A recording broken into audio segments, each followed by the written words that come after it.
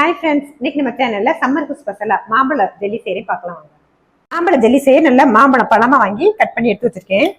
இப்ப ஜார்ல சேர்த்துக்கலாம். காய்ச்சி ஆற வச்ச பால், நல்ல கெட்டியான பால், லைட்டா ஒரு பிஞ்சு உப்பு, நைஸா அரைச்சு எடுத்துக்கலாம். இப்ப நல்லா நைஸா அரைச்சு எடுத்தாச்சு. இப்ப கடாய் நல்லா காயுது. இப்ப நல்லா கிளறி விட்டுக்கலாம்.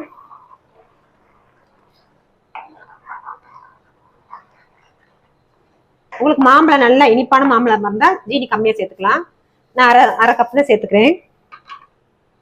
புளிப்பான மாம்பழமா இருந்தா கொஞ்சம் கூட சேர்த்துக்கலாம் சர்க்கரை. இப்போ ஒரு ஸ்பூன் கார்ன்ஃபிளவர் மாவு எடுத்திருக்கேன். காய்ச்சி ஆற வச்ச பால் ஊற்றி நல்லா கலக்கி நம்ம செய்யற மாம்பழ ஜெல்லியில கலந்துக்கலாம்.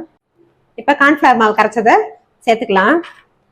நல்லா கெட்டிப்படாம கிண்டிக்கலாம். ஏன்னா கார்ன்ஃபிளவர் மாவு டக்குன்னு கெட்டி ஆயிரும். அடுப்பை நல்லா ஸ்லோ ஃப்ளேம்லேயே வச்சு நல்லா கிண்டி விட்டுக்கலாம். இப்ப ஜெல்லிய பவுலுக்கு மாத்திக்கலாம். இப்ப நம்ம செஞ்சிருக்க ஜெல்லியை 2 மணி நேரம் ஃப்ரிட்ஜில் வச்சுக்கலாம். இப்ப நம்ம செஞ்ச மாம்பழ ஜெல்லியை கட் பண்ணிக்கலாம்.